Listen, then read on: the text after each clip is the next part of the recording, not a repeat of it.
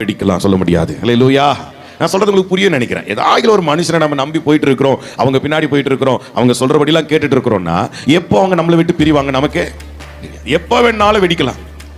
எப்போ வேணாலும் அந்த உறவுல, அந்த ஐக்கியத்தில், அந்த நட்புல ஒரு பிரிவு உண்டாகலாம். சார்ந்திருந்தவர்கள் நமக்கு எதிராக கூட என்ன செய்யலாம், மாறலாம். நான் அடிக்கடி சொல்லியிருப்பேன் நினைக்கிறேன். ஏன்னா நம்ம அவங்க கிட்ட தான் அதிகமாக என்ன செய்வோம், யாரை அதிகமாக சார்ந்திருக்கிறோம் அவங்க கிட்ட தான் அதிகம் நம்முடைய பர்சனலை ஷேர் பண்ணுவோம். ஸோ நம்முடைய எல்லா சீக்கிரட்டும் யாருக்கு தெரியும், நம்முடைய பெஸ்ட் ஃப்ரெண்டுக்கு. வாய் திறக்க மாட்டீங்களா? யாருக்கு தெரியும்? ஆமாம், ரொம்ப நெருங்கினவங்களுக்கு தான் நம்முடைய எல்லா பர்சனலும் தெரியும். வீட்டுக்காரருக்கு தெரியாது கூட யாருக்கு தெரியும், நண்பருக்கு தெரியும். அவ்வளோ க்ளோஸாக இருப்போம். சில நேரம் நம்முடைய துக்கத்தை ஷேர் பண்ணியிருப்போம், நம்முடைய பிரச்சனையை ஷேர் பண்ணியிருப்போம், நம்முடைய பயங்களை இது பண்ணிட்டேன் என்ன பதில் தெரில அப்படின்ற பயங்களை ஷேர் பண்ணியிருப்போம். இது எல்லாமே யாருக்கு தெரியும்? அதே பெஸ்ட் ஃப்ரெண்டு ஒரு நாள் பெஸ்ட் விரோதியா மாறும்போது என்ன ஆகும், வெடிக்க ஆரம்பிக்கும். எனக்கு அந்த சூழ்நிலை வரும்போது என்ன ஆகும்னா, அன்னையிலிருந்து ஒரு பயம் என்னை பற்றி பிடிக்க ஆரம்பிக்கும். என்ன பயம்?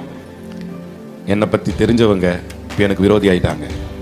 என்ன செய்வாங்க, என்னெல்லாம் யார்கிட்டலாம் என்னை பற்றி சொல்ல போகிறாங்களோ, அவங்கள நம்பி நான் என்னுடைய எல்லாத்தையும் பண்ணியிருக்கிறேன், சொல்லி ஷேர் பண்ணியிருக்கேன். ஸோ அவங்கள யார் கூடவாது பேசுகிறத பார்த்தா கூட எனக்கு எப்படி இருக்கும், நம்மளை பற்றி தான் பேசுதா, சிரிச்சினே பேசுது, நம்மளை பற்றி தான் சொல்லுதா, புரியலையே. ஏன்னா எல்லாமே அதுக்கு மனுஷனுக்கு பயப்படுகிற பயம் என்ன செய்யுமா, எப்போ வேணாலும் வெடிக்கும், எப்போ வேணாலும் வெடிக்கும். அதனால தான் வசனம் சொல்லுது, நான் உன் கர்த்தராக இருப்பேன். கர்த்தர்னா உன்னை ஆளுகை செய்கிறவரா, உன்னை கண்ட்ரோல் பண்றவரா. அதாவது வேற யாருடைய கண்ட்ரோலில் நீ இருக்க மாட்டேன். ஆமென் சொல்லுங்களேன்.